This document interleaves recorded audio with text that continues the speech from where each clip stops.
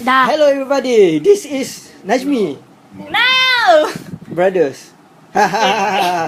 Today we are unboxing Lenovo.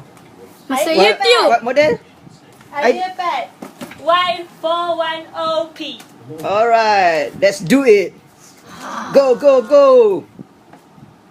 What's inside? Ta-da! Tada, the receipt. How much? No need. That's not important. What's important is What's in the box? inside. What's the inside? Oh yeah. Oh, We also broken got English. bag, Free bag. Good. Lenovo. How to zoom out Cakap this? anak patung. Cannot. Okay. Good bag. Okay. Nice color. And we got the charger. Lower it. Charger. Okay. Charger set. And the plug. And Then the unit. How many inches? how many inches? 17.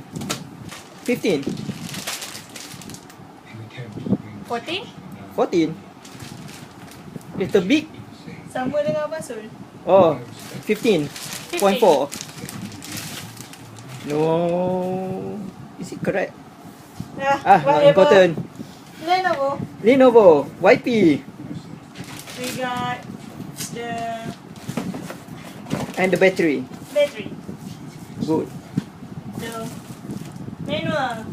And CD for manual, I think. And that's all.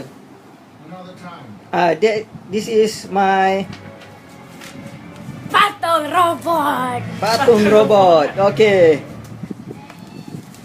so, let's see inside. Wow. Remove the cover. Very nice.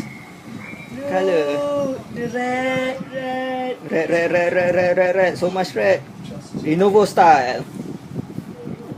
So, should we Black and red. Sushan? Okay. That's all. Thank you for the unboxings. Unboxing. Lepas ni review. If you like this, please subscribe.